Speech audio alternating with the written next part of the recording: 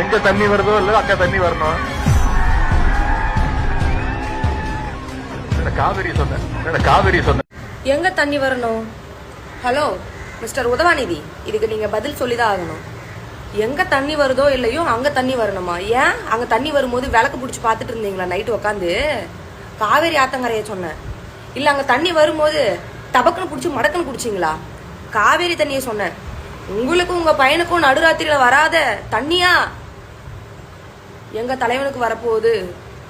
கண்ணீரை சொன்னேன். தோத்து புட்டு கண்ணீர் வைக்கிறீங்கல்ல, அதை சொன்ன அந்த தண்ணியை சொன்னேன் நான். உங்க பால் டாயில் குடிச்ச கதை, 2 மணிக்கு ரீபோஸ்ட் கதை, உங்க பையன் ஈச்சுக்கா கதை, எல்லா கதையும் ஊர் உலகம் அறிஞ்சு நாடு உலகம் சிரிச்சு நியூஸ் எல்லாம் சிரிச்சு பரபரப்பா போய் இன்னைக்கு அமிங்கி போய் கிடக்குதுன்றதுனால என்ன வேணா பேசிடலான்னு பேசக்கூடாது மிஸ்டர் உதவாநிதி.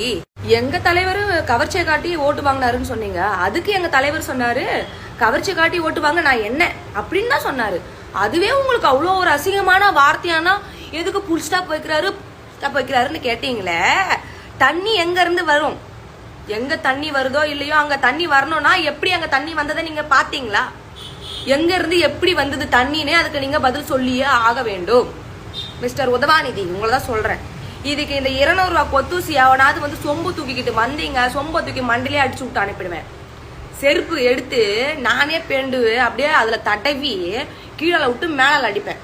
புரியுதா? ஒரு சுய ஒழுக்கம் கிடையாது, ஒரு தன்னடக்கம் கிடையாது, பேச்சுல வார்த்தையில ஒரு தெளிவு கிடையாது.